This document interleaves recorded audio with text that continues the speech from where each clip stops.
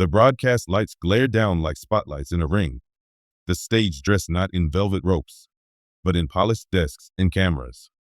The debate had rolled along with the usual jousting until Alan Dershowitz leaned back in his chair, lips curling into the kind of smirk he had perfected over decades of televised sparring.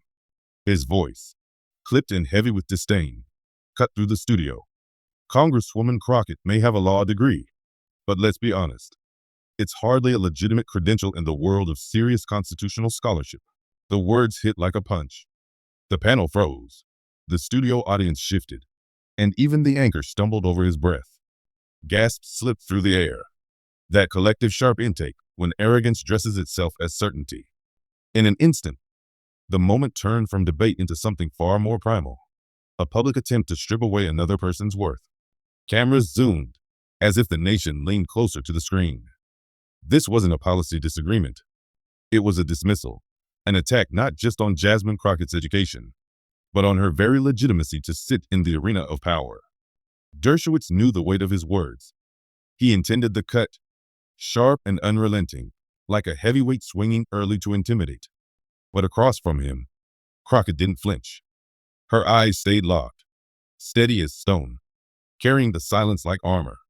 No smirk, no stumble, just the kind of calm that unsettles men who expect submission. If Dershowitz was the towering professor, wielding credentials like weapons, Crockett was the quiet storm, an energy not yet unleashed, but already promising consequence. The air thickened. Viewers at home sat forward. Commentators exchanged sidelong glances, unsure whether to intervene or watch history write itself in real time. The insult wasn't just Dershowitz. It echoed an old chorus America knows too well. The dismissal of women, of black voices, of anyone who fights their way into institutions that were never designed with them in mind. And so the stage was set. A courtroom without walls. A boxing match without ropes. On one side, the scholar who thought authority alone could end an argument. On the other, the congresswoman who understood that true authority isn't handed down from ivory towers. It's earned in the fire of struggle. But Jasmine's reply wasn't just a defense. It became a masterclass that silenced the room.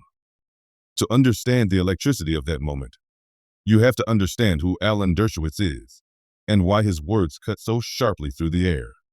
For decades, Dershowitz has been the legal world's celebrity gladiator, Harvard professor, high-profile defense attorney, author, a man who never met a television camera he didn't own within minutes. He has argued in front of the highest courts, advised presidents, and carried himself with the kind of authority that makes producers book him before they even know what the segment is about. When Dershowitz speaks, the subtext has always been, I am the law. So when he dismissed Jasmine Crockett's degree as less than legitimate, it wasn't merely a jab at one woman's resume. It was the declaration of an empire protecting its gates. In his voice, you could hear generations of old guard power telling the new guard they don't belong. It was the casual cruelty of someone who has always assumed his credentials were the currency of credibility, and that anyone without them would forever be bankrupt.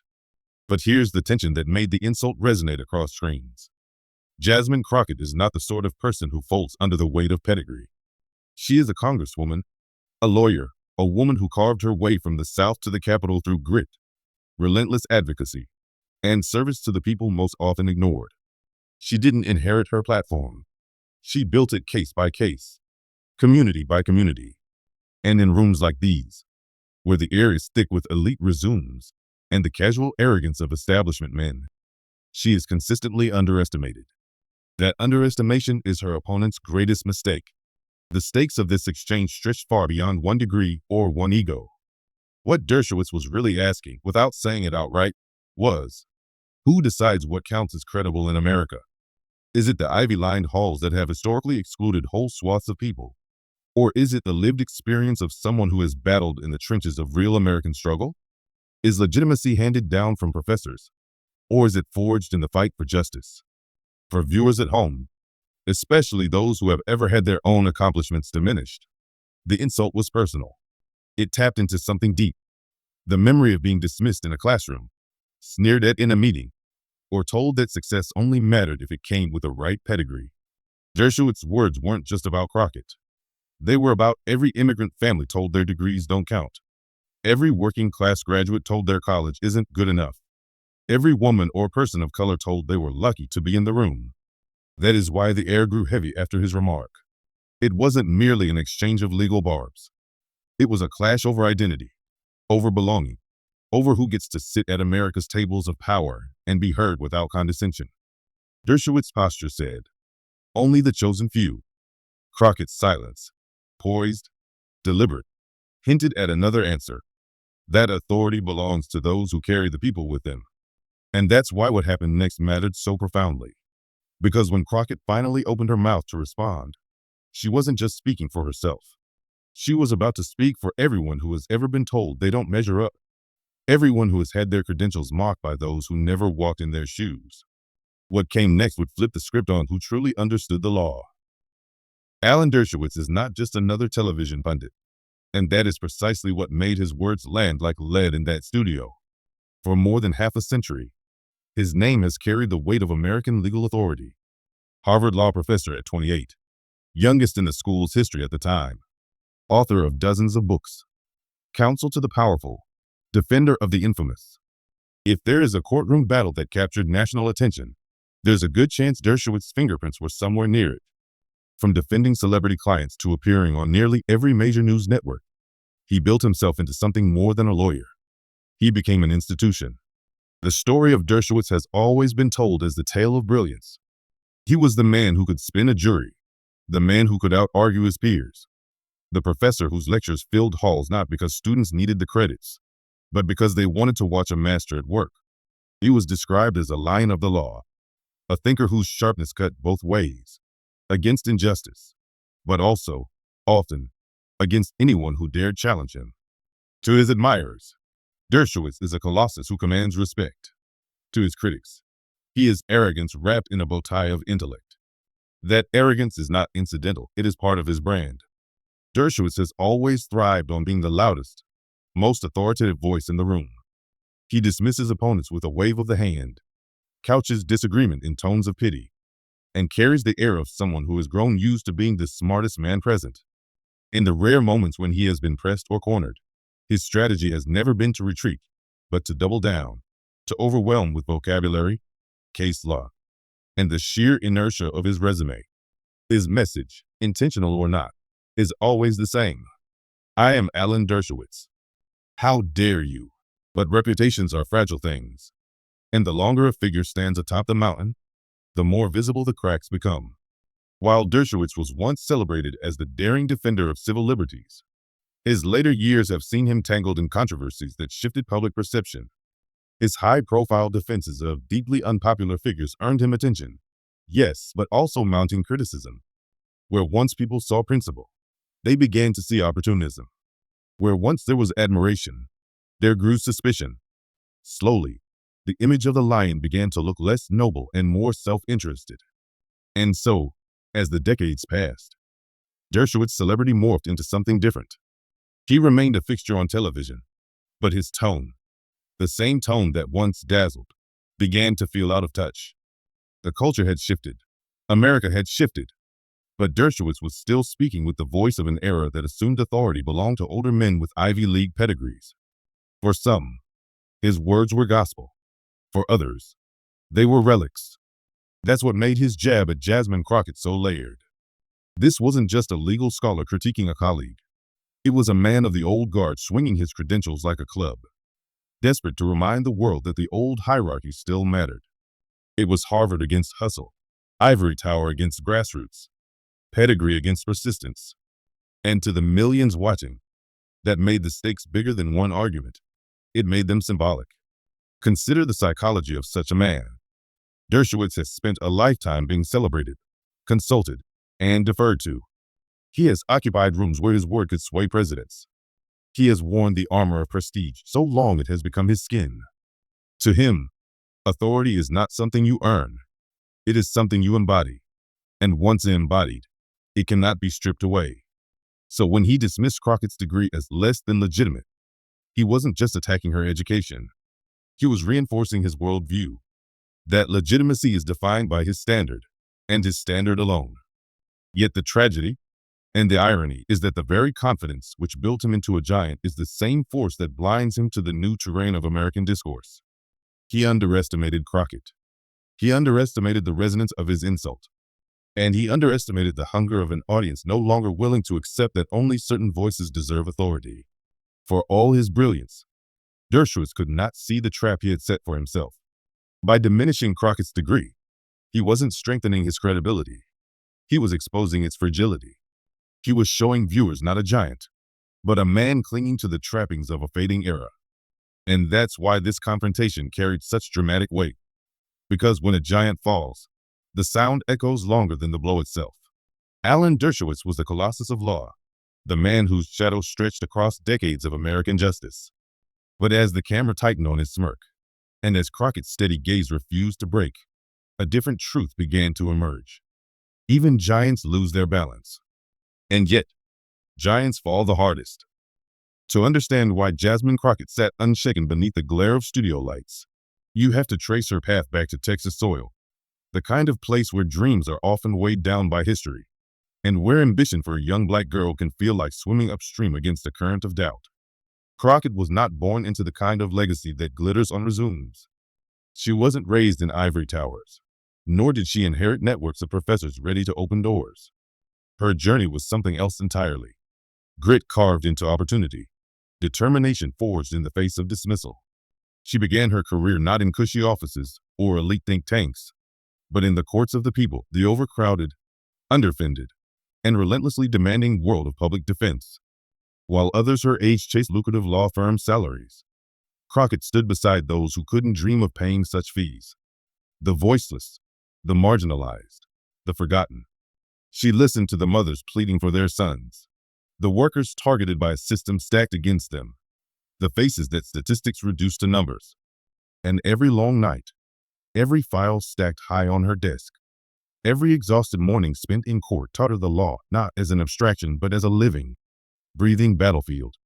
In those years, she learned that justice was not something pristine or abstract. It was messy, human, and too often denied. She carried the weight of clients whose lives could unravel over minor charges, whose futures hinged on her ability to argue against odds that always leaned toward punishment. Those hours weren't glamorous, but they were crucibles.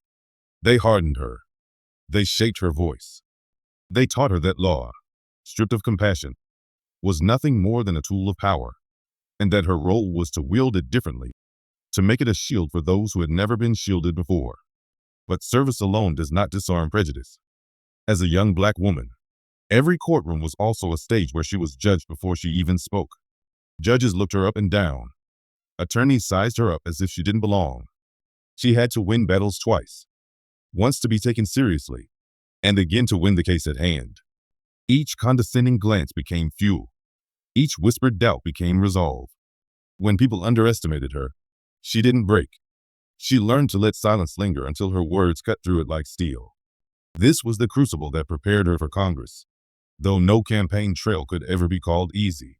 She fought uphill, against moneyed opposition, against narratives that doubted whether someone like her, someone with her skin, her accent, her unapologetic fire, could hold political office. Yet she walked door to door, spoke to neighbors, lifted her story not as a slogan, but as a promise, that she would carry the voices of her community with her into the halls of power. And when she won, it wasn't just a victory for one woman. It was proof that persistence could bend the arc of representation. Her law degree, then, was never a trophy to be flaunted. It was never about prestige or elite acceptance. To her, it was a tool, an instrument she had sharpened through sweat and sacrifice, meant to cut through the walls that separate the privileged from the punished. Where others held their degrees like ornaments, Crockett wielded hers like a key, opening doors for those who had been locked out. That is why Dershowitz's insult carried such venom.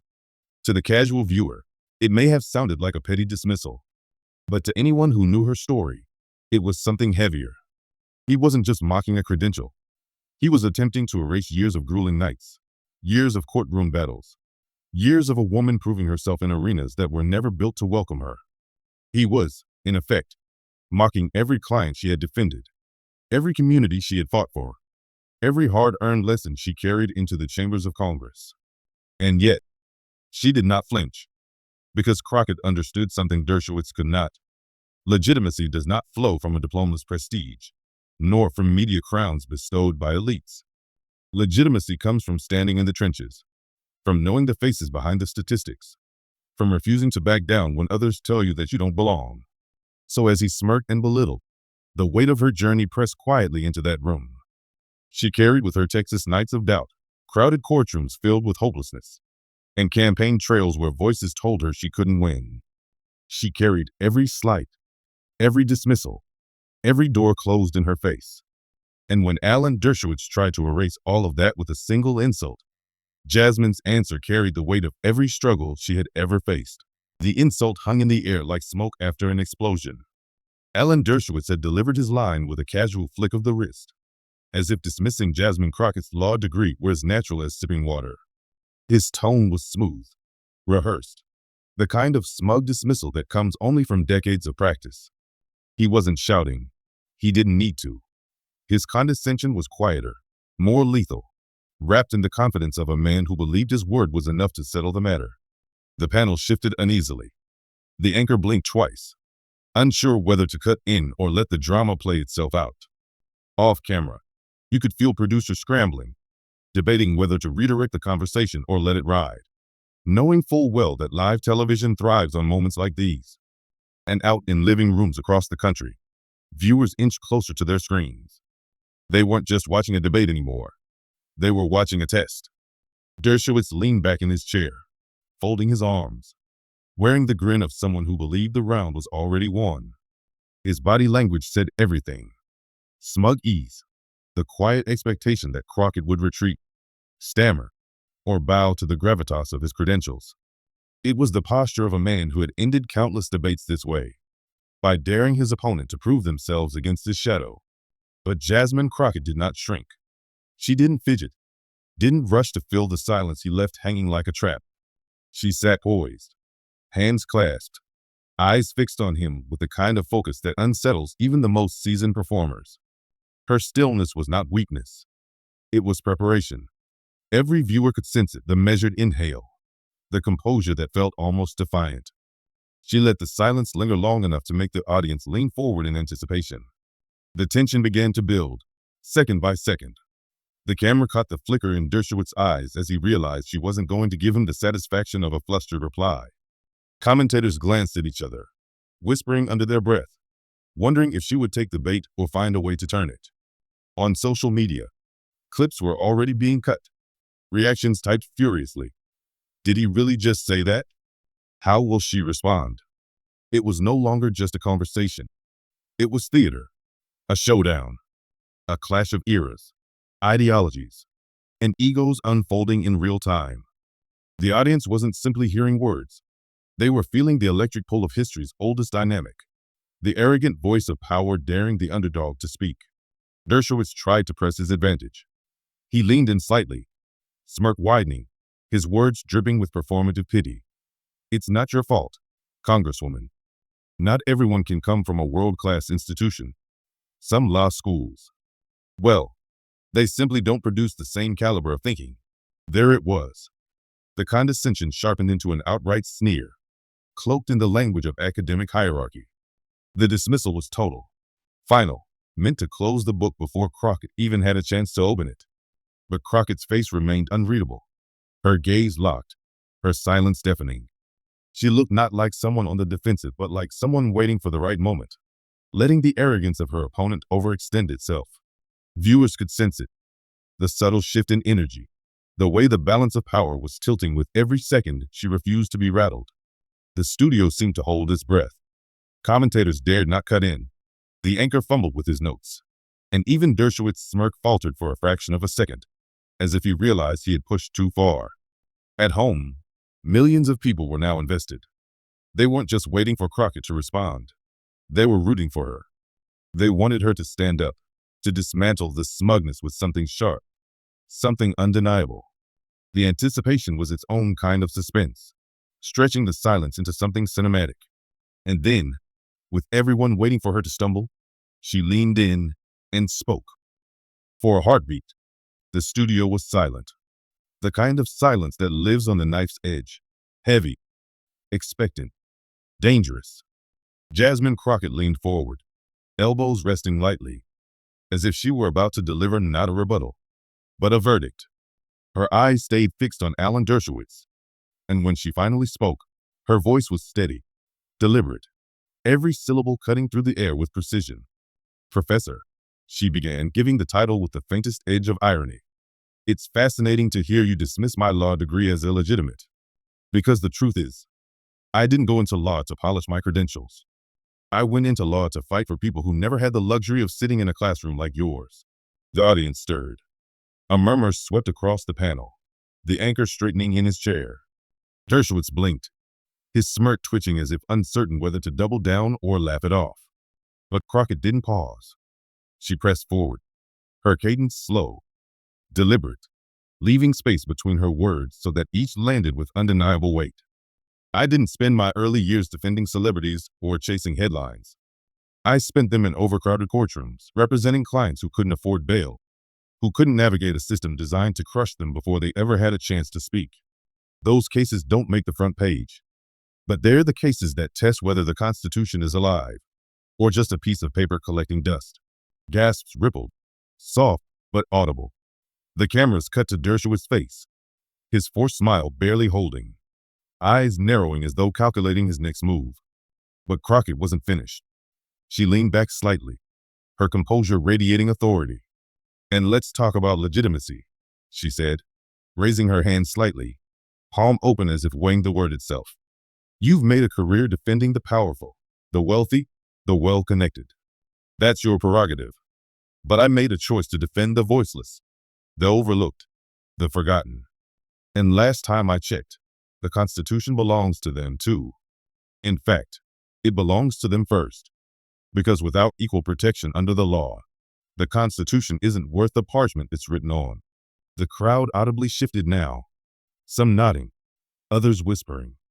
The tension was no longer whether Crockett would stumble. It was whether Dershowitz could withstand the storm she had unleashed. Dershowitz tried to interject, a chuckle rising in his throat, but Crockett cut him off with a single raised finger, not with rudeness, but with authority. The gesture alone drew a sharp intake of breath from the audience. She controlled the tempo now. "You say my degree is less legitimate because it didn't come from your ivory tower. But let me remind you of something. Legitimacy is not earned by the name on a diploma. It's earned in the trenches of justice, where people's lives hang in the balance. It's earned when you stand in front of a judge and fight for someone who can't fight for themselves. It's earned when you look into the eyes of a mother who fears her son will disappear into a system stacked against him, and you promise her you will not let that happen." Her words rang like hammer strikes, each one driving the nail deeper. The atmosphere shifted palpably. Dershowitz's smugness wilted under the weight of her conviction. He forced another smile, but it was thin, brittle, the smile of a man unaccustomed to losing ground. Crockett leaned forward again, her voice quieter now, commanding the room by pulling them closer. "See, the Constitution isn't a trophy for the privilege to parade on television. It's a promise. And that promise doesn't mean anything if the only people who get to claim legitimacy are the ones who already had power. What good is your scholarship if it never touches the lives of the people most in need of justice?" The panel erupted in murmurs, some nodding with visible admiration. The anchor's eyes darted from Crockett to Dershowitz, sensing the drama, savoring the clip that was already destined to go viral. Dershowitz shifted in his chair, his arms unfolding now, posture no longer relaxed but defensive.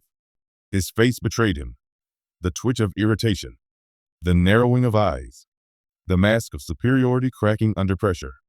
He opened his mouth, but Crockett spoke again, her timing flawless, cutting him off with words that pierced deeper than any legal citation. "You've spent your career convincing the world that brilliance equals legitimacy. I've spent mine proving that resilience does. And I promise you, resilience wins every time." A pause. She let the silence breathe, allowed the words to sink in like a stone sinking to the bottom of a well. The crowd was transfixed. At home, viewers held their breath, replay buttons already primed. And then she delivered the line that sealed it. "So you can sneer at my degree all you want, but my degree has freed men who would still be in cages." My degree has kept families together who would have been torn apart. My degree has carried voices into the halls of Congress that you would rather not hear. Tell me, Professor, what could be more legitimate than that? The room broke. Applause burst out. Not scripted, not polite, but raw, impulsive, impossible to suppress. The anchor tried to bring order, but the energy had shifted irrevocably.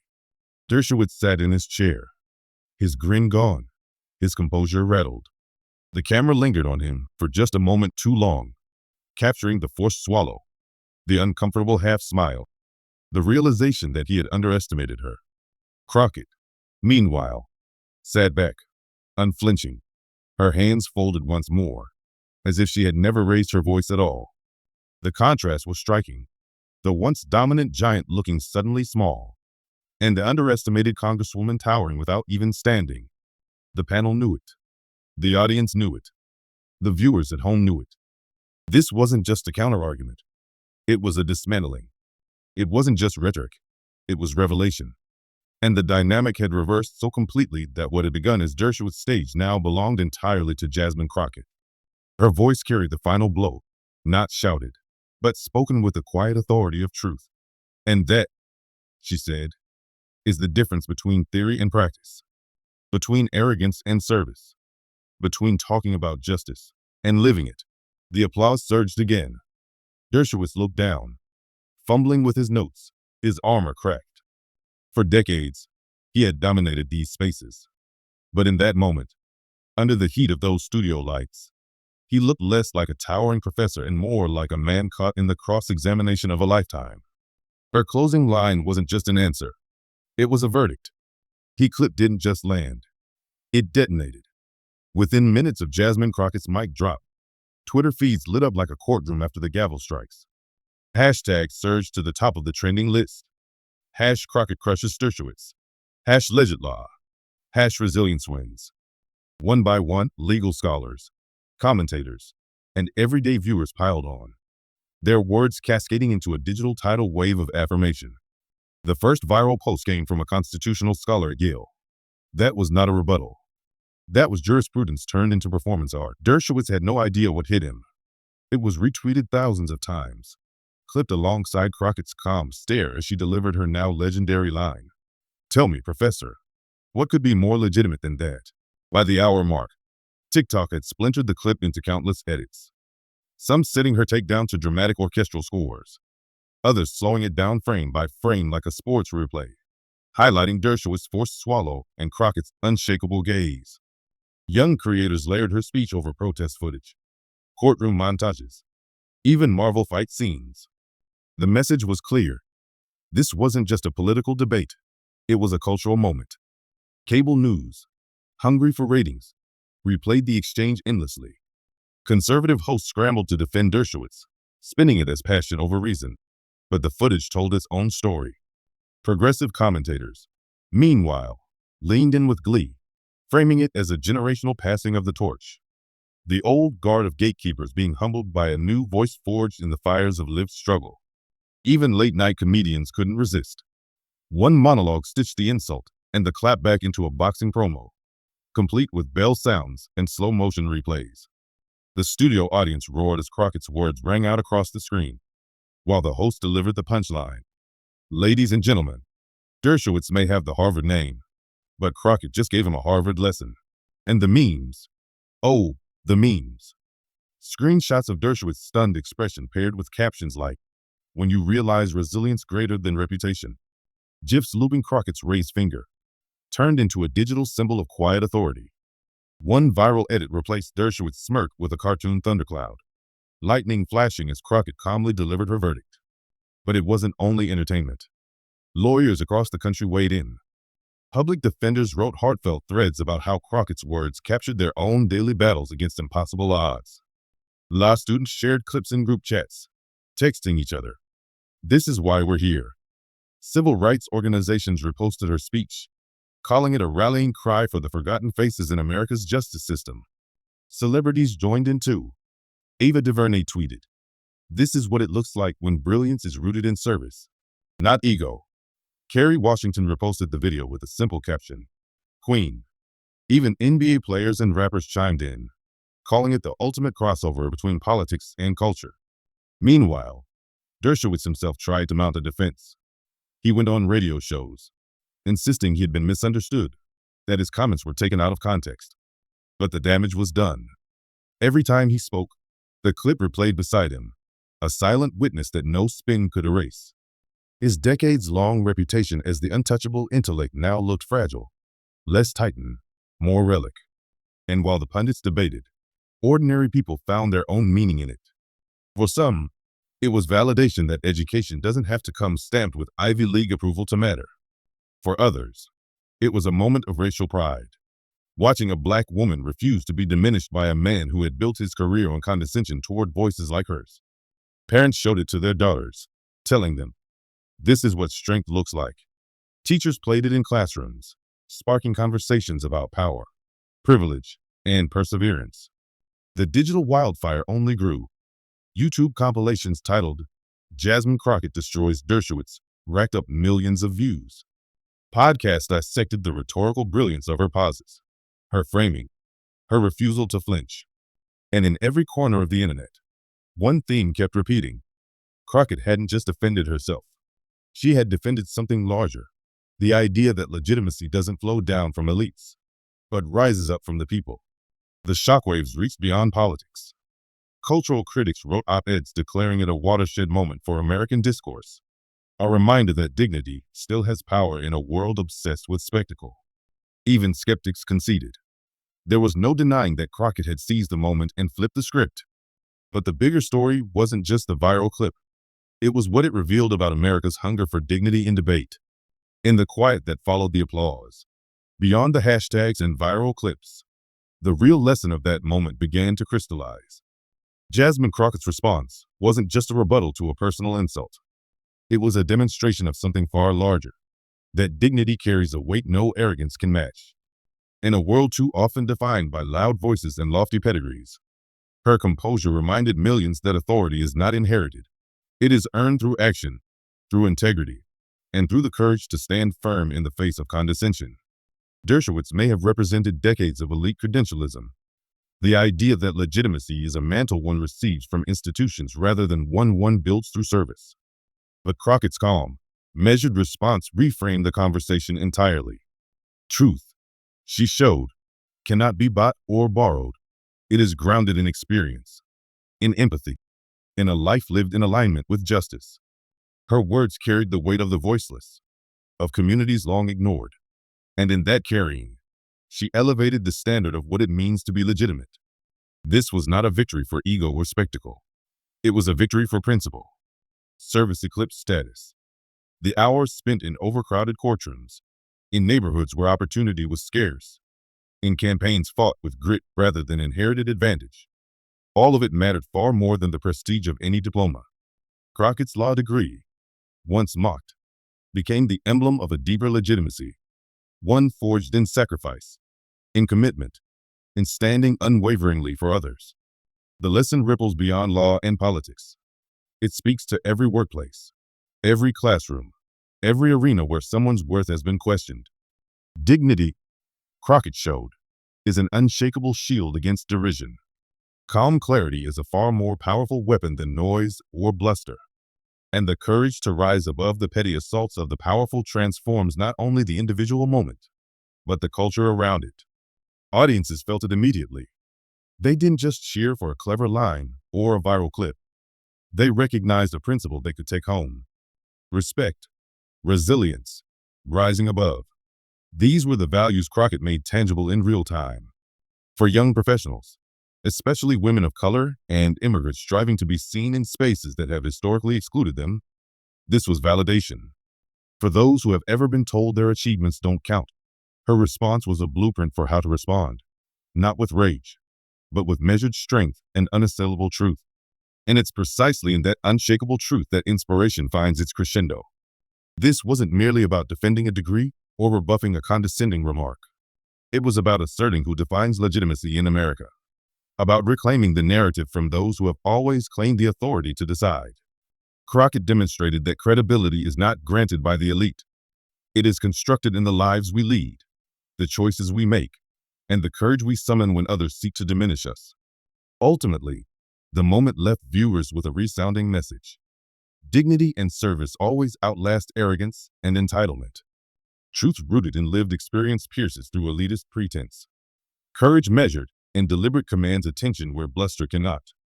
In a time when public discourse often rewards spectacle over substance, Crockett reminded the nation that integrity is the true currency of influence, and respect is earned by standing firm for what is right. Her response echoed far beyond the studio lights, beyond the media cycle, beyond the viral clips. It became a symbol, a lesson, a rallying point. And in that echo, America was reminded that rising above isn't just about proving someone wrong. It's about proving that principles, service, and dignity define the legacy we leave, and the example we set for those who will follow. In the end, Jasmine Crockett didn't just answer a personal insult. She offered a universal truth. In the clash of ego versus integrity, it is integrity that endures, and it is dignity that wins. Alan Dershowitz may have stepped into that studio believing his reputation would shield him, believing that a single dismissive comment could tilt the scales in his favor. But by the end of the exchange, it was Jasmine Crockett who emerged not only unshaken, but elevated.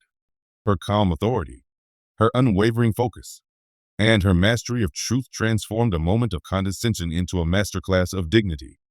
The law degree he tried to belittle became a symbol of service, resilience, and earned credibility. The smirk that began the debate faded under the weight of her measured words, leaving viewers across the country in stunned admiration. And that, ultimately, is why this moment resonated.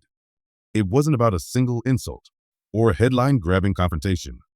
It was about redefining what it means to hold authority, to command respect, and to stand firm in the face of those who doubt you. Crockett showed that legitimacy comes not from pedigree or public acclaim, but from lived struggle, commitment to justice, and the courage to rise above arrogance. If you were inspired by what you just witnessed, don't let it stop here. Share this video, subscribe, and be part of a movement that values dignity over derision, truth over elitism, and service over status. Join others who believe that standing strong in the face of condescension can change the conversation, and even change the world. Because in the end, history doesn't remember who sneered the loudest. It remembers who stood the strongest.